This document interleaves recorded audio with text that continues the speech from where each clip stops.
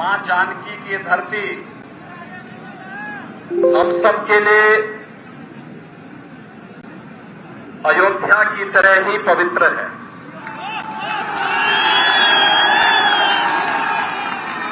भाइयों बहनों, हम सब जानते हैं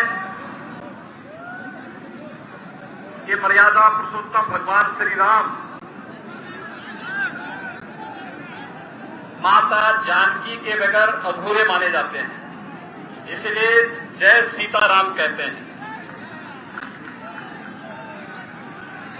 जय श्री राम के पीछे भी यही भाव है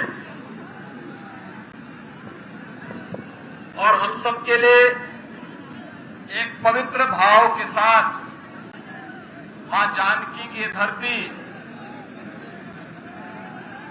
उसी आस्था और उसी श्रद्धा की प्रतीक होने के नाते मैं सचमुच अपने आप को बहुत गौरवशाली मानता हूं और आनंद की अनुभूति कर रहा हूं कि मां जानकी की इस पावन धरती पर आकर के आप सबके साथ संवाद बनाने का मुझे एक अवसर प्राप्त होना है।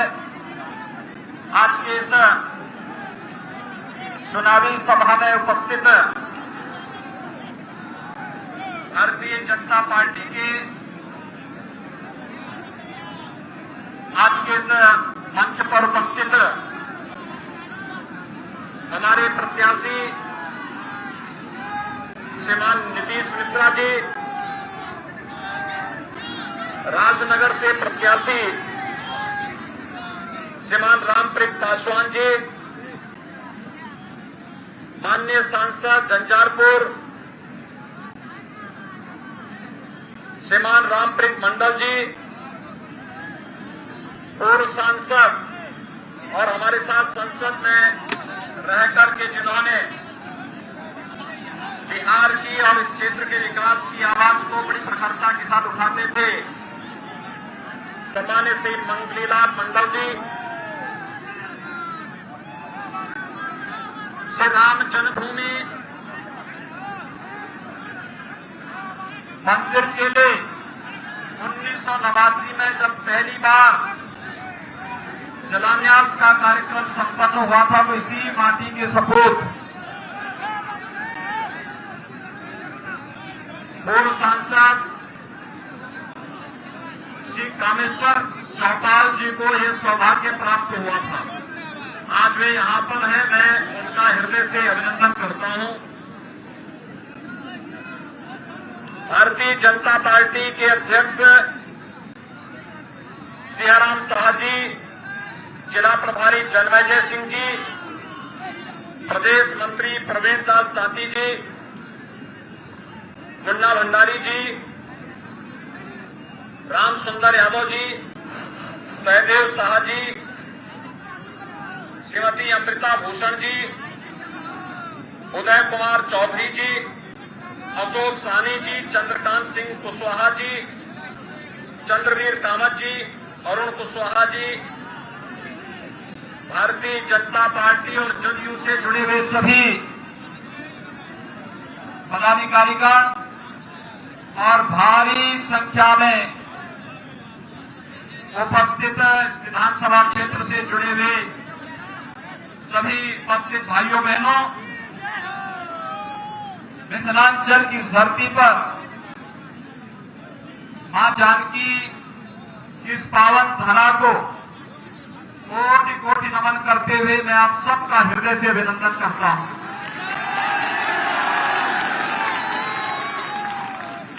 भाइयों बहनों, यह वर्ष हमारे लिए अत्यंत महत्वपूर्ण है। महत्वपूर्ण इसलिए पूरी दुनिया कोरोना के सामने पस्त है, लेकिन बिहार चुनाव में इतना मस्त है कि कोरोना स्वयं ही यहां पस्त है।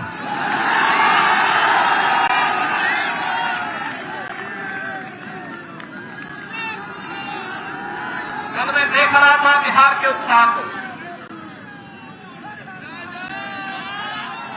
कोरोना वायरस के संक्रमण को दरकिनार करते हुए 54% मतदान हुआ है और भाइयों बहनों, जब 3 नवंबर को दूसरे चरण का मतदान होगा तो इस मतदान के प्रतिशत को 70% तक पहुंचाने की आवश्यकता है।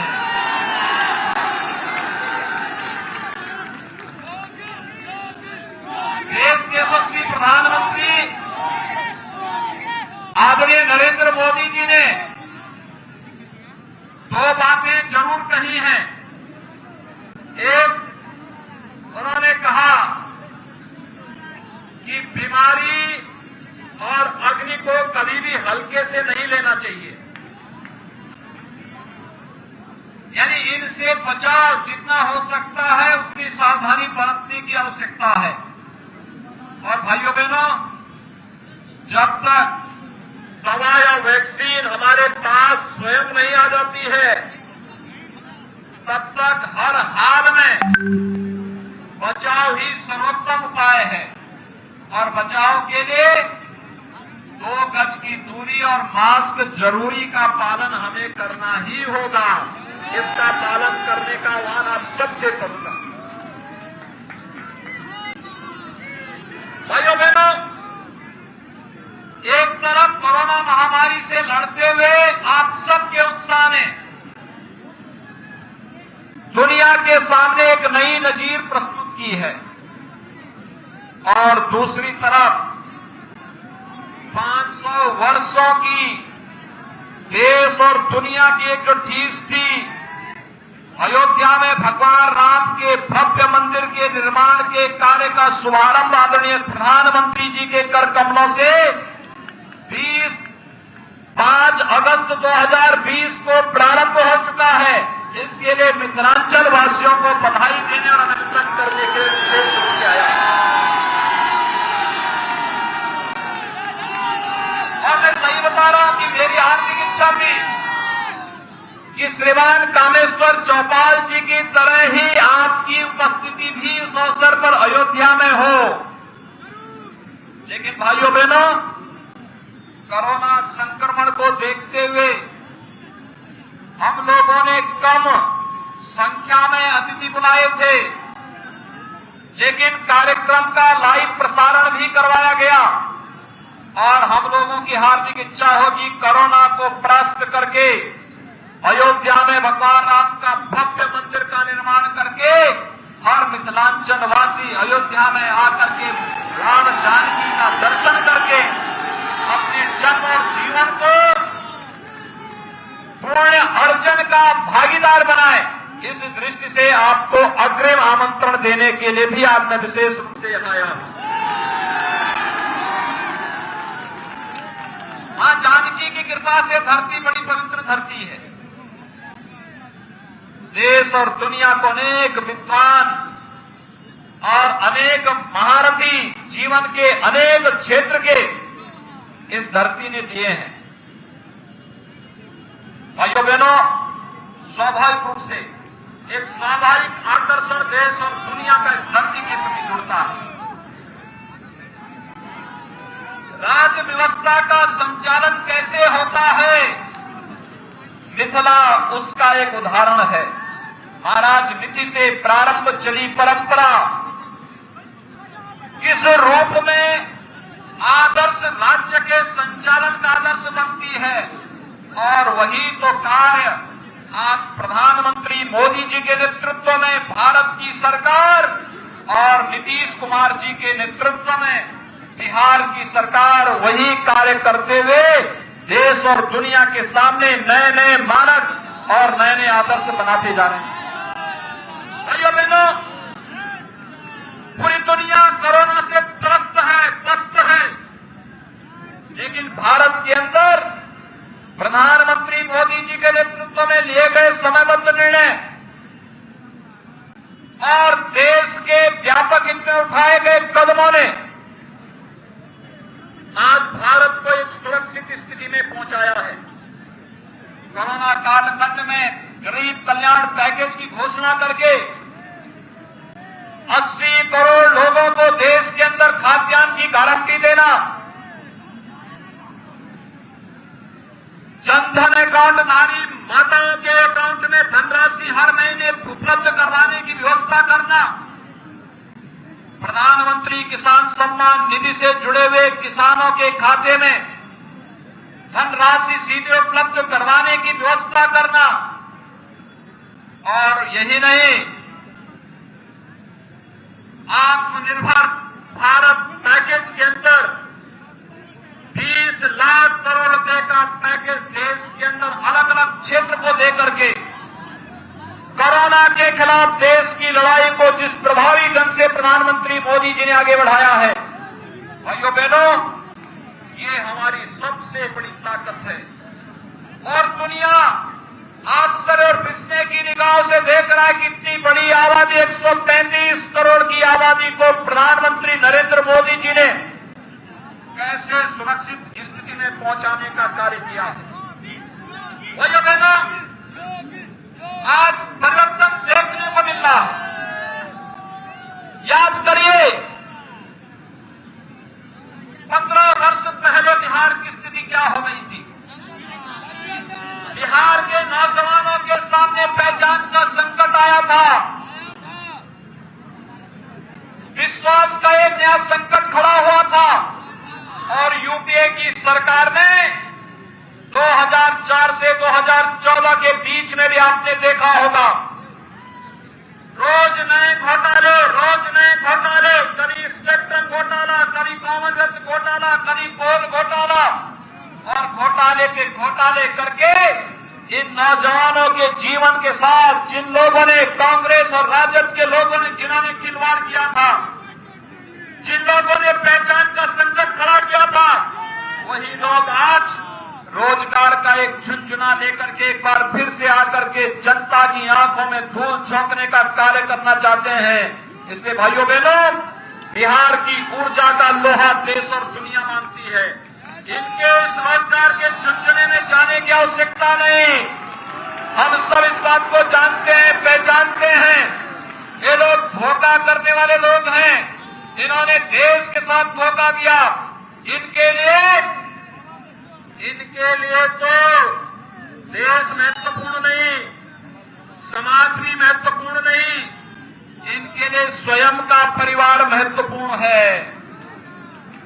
याद करिए भाइयों बहनों, मैं आपसे पूछना चाहता हूं, भारतीय जनता पार्टी में एक सामान्य कार्यकर्ता भारतीय जनता पार्टी का राष्ट्रीय अध्यक्ष हो सकता है, प्रधानमंत्री और मुख्यमंत्री बन सकता है, विधायक और सांसद बन सकता है, लेकिन क्या कांग्रेस में एक सामान्य कार्यकर्ता कांग्रेस का राष्ट्रीय अध्यक्ष बन सकता है क्या?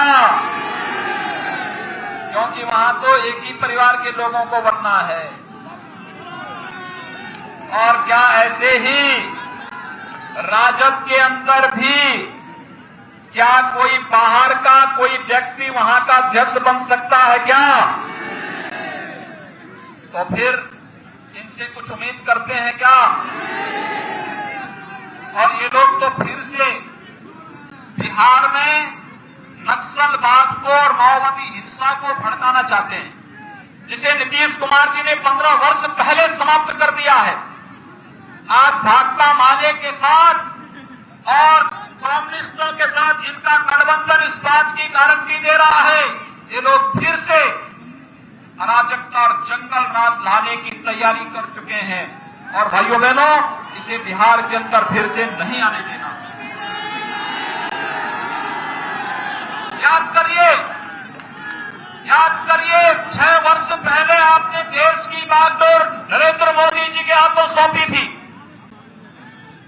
और 6 वर्ष के अंदर प्रधानमंत्री मोदी जी ने 3 करोड़ गरीबों को एक आवास उपलब्ध कराया, 4 करोड़ गरीबों को विद्युत के निःशुल्क कनेक्शन उपलब्ध करवाए, 8 करोड़ गरीबों को रसोई गैस का निःशुल्क कनेक्शन उपलब्ध करवाया, 10 करोड़ गरीबों के लिए एक शौचालय उपलब्ध करवाए, 15 करोड़ गरीबों को प्रधानमंत्री मुद्रा योजना से लोन उपलब्ध करवा करके आर्थिक स्वावलंबन की ओर लेकर के गए, 35 करोड़ गरीबों के लिए जनधन अकाउंट खोल करके उन्हें आर्थिक स्वावलंबन की ओर अग्रसर किया, 12 करोड़ किसानों के खाते में प्रधानमंत्री किसान सम्मान निधि के साथ जोड़ने का कार्य किया और 50 करोड़ गरीबों को आयुष्मान भारत में 5 लाख रुपए सालाना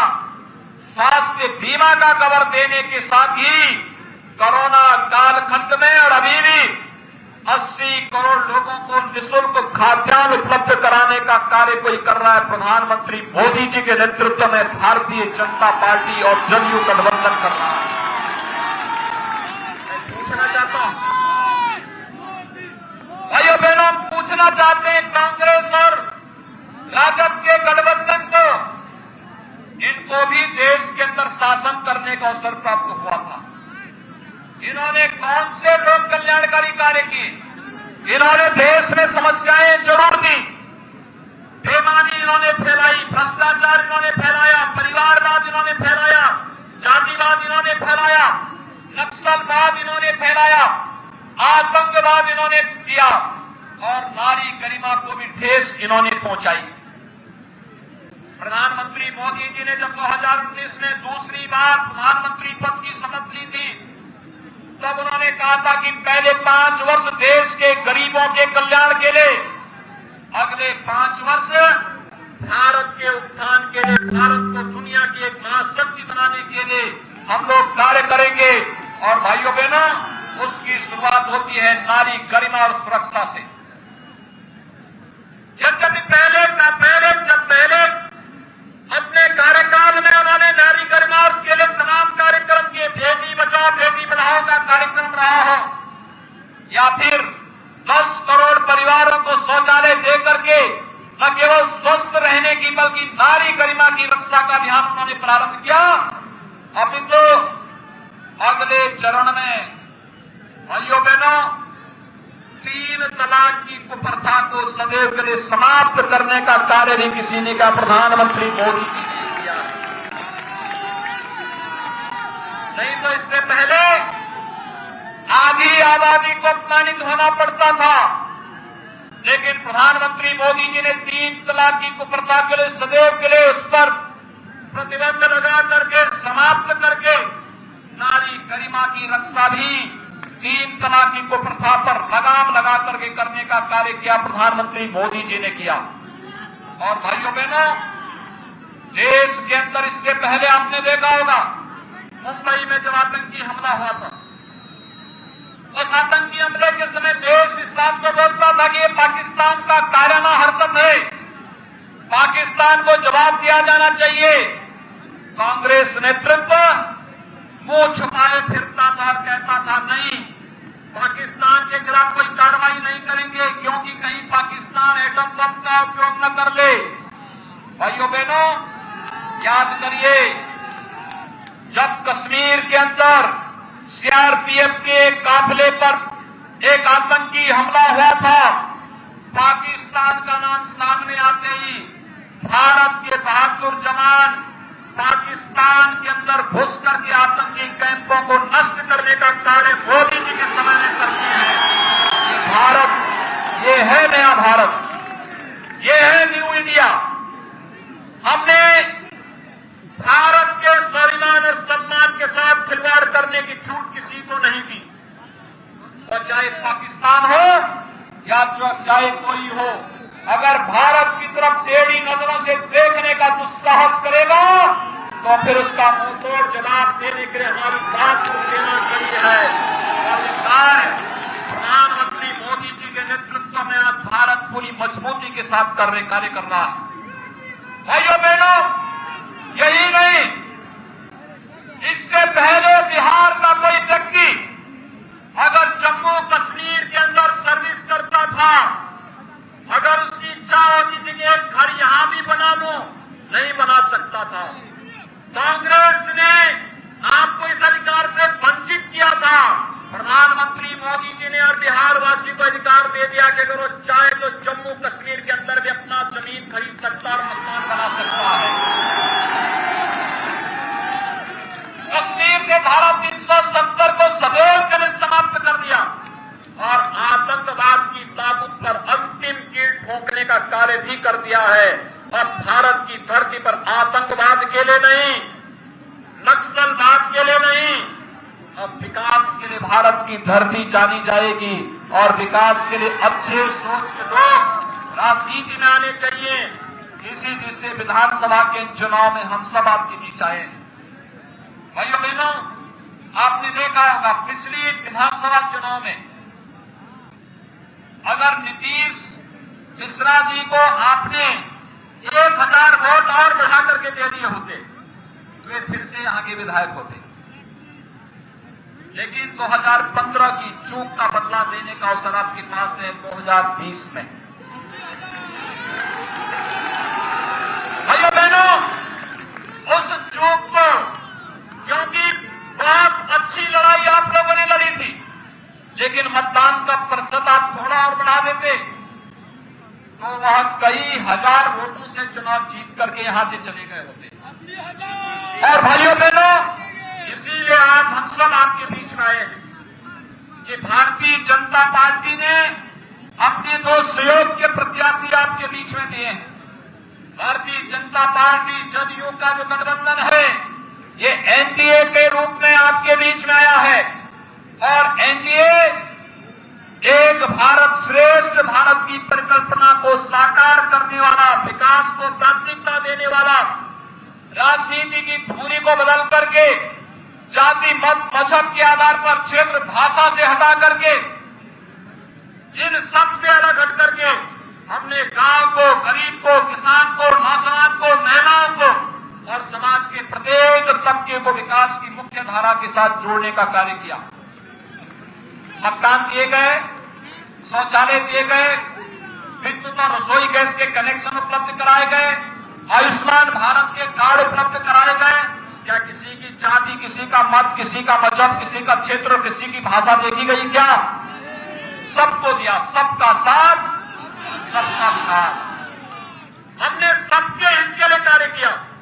भाइयों बहनों, जब सबके हित के लिए कार्य किया गया तो वोट भी तो सबका मिलना चाहिए, मिलना चाहिए।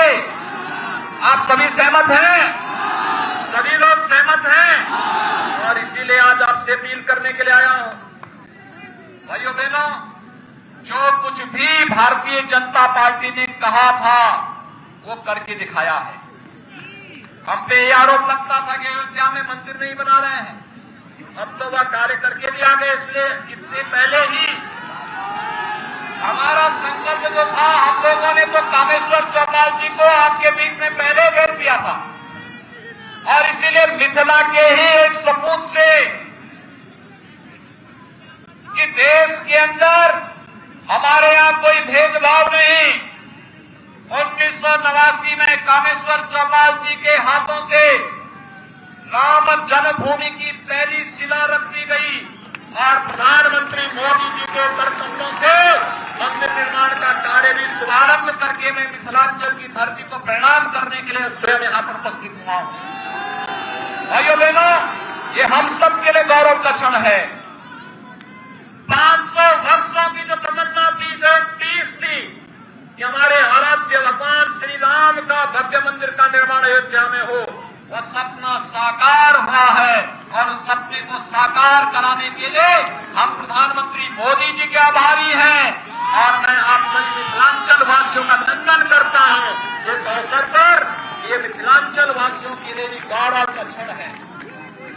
भाइयों बहनों, इस अवसर पर मेरी आप सबसे अपील है कि भारतीय जनता पार्टी ने अपने प्रत्याशी आपके बीच दिए हैं। भारतीय जनता पार्टी ने झंझारपुर से श्री नीतीश मिश्रा जी को अपना प्रत्याशी बनाया है। एक प्रतिष्ठित परंपरा और परिवार से होने के साथ ही बिहार सरकार में मंत्री के रूप में उनकी उल्लेखनीय सेवाओं के लिए भी एक पूरा क्षेत्र उनके प्रति एक वोट के माध्यम से अपना सहयोग देकर के उनके पिछले कार्यों पर भी मुहर लगाने का कार्य करेगा। और भाइयों बहनों, यही नहीं, भारतीय जनता पार्टी ने राजनगर से श्री रामप्रीत पासवान जी को अपना प्रत्याशी बनाया है। वे सिटिंग विधायक भी हैं और साथ साथ वर्तमान में पार्टी के प्रत्याशी के रूप में भी आपके बीच में है। मेरी आप सबसे अपील है, झंझारपुर से नीतीश मिश्रा जी को और राजनगर से श्री रामप्रीत पासवान जी को कमल चुनाव चिन्ह पर भारी मतों से विजयी बनाने की अपील आप सबसे करने के लिए आपके बीच में विशेष रूप से मैं आपके बीच आया हूं कि 3 नवंबर को चुनाव में इन दोनों प्रत्याशियों को, जहां भी भाजपा और जदयू के प्रत्याशी हैं और सहयोगी दलों के प्रत्याशी हैं, इन्हें भारी बहुमत से विजयी बना आज के समय में कोरोना से बचते हुए हम सब पूरी ताकत के साथ उन्हें जिताने में अपना योगदान दें। बिहार के विकास और सुशासन के मॉडल को आगे बढ़ाने की आवश्यकता है और ये नीतीश कुमार जी के नेतृत्व में ही बिहार आगे लेकर के जाएगा। यही अपील करते हुए मैं वाणी को देता हूं राम। जय जय श्री राम, जय जय श्री राम, जय जय